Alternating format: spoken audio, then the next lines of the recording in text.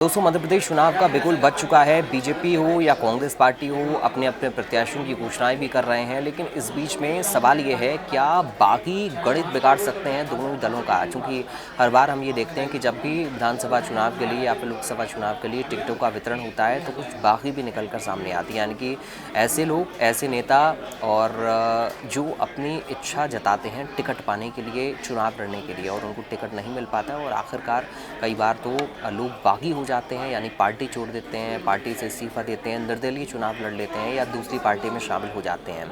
कई बार बहुत सारे ऐसे प्रत्याशी हैं जो कि आखिरकार पार्टी के साथ मिलकर उनको काम करना पड़ता है, लेकिन इस बार बागी क्या गणित बिगाड़ते हुए नज़र आ रहे हैं? इससे पहले 2018 में क्या हुआ, इसका गणित समझना बहुत ज़रूरी है।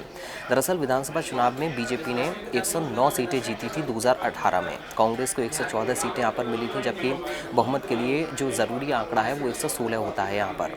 यानी कि सरकार बनाने के लिए ना तो बीजेपी के पास बहुमत था, ना कांग्रेस पार्टी के पास बहुमत था। 2018 के आंकड़े ये भी बताते हैं कि तब टिकट कटने के बाद जो बागी प्रत्याशी उतरे, उन्होंने कड़े मुकाबले में बीजेपी को 5 और कांग्रेस को 7 सीटें हरवा दी थी। यानी कि कटे हुए टिकट के बाद उतरा जो बागी है वो जीतती सीट हरवा सकता है, हरवा कर किसी के भी सरकार बनाने के सपने को काट सकता है, ये आंकड़े बताते हैं।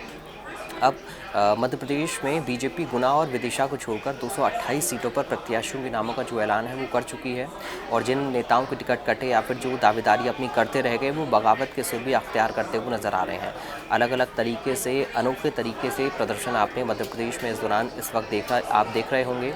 जो बाकी हैं या फिर जो उम्मीद लगाए बैठे थे कि उनको टिकट मिलेगा और टिकट नहीं मिला, उसके बाद प्रदर्शन का दौर भी लगातार चल रहा है। अब प्रदेश की अब तक 26 सीटों पर टिकट कटने के बाद बीजेपी को चुनावी बगावत का सामना करना पड़ रहा है। लगभग 26 सीटों का ये आंकड़ा सामने आ रहा है। इस बार कांटे की टक्कर अगर होती है तो टिकट कटने से बागी बनकर उतरा कैंडिडेट सिर्फ सीट ही नहीं बल्कि सत्ता भी हिला सकता है, क्योंकि ये बड़ा आंकड़ा माना जा रहा है।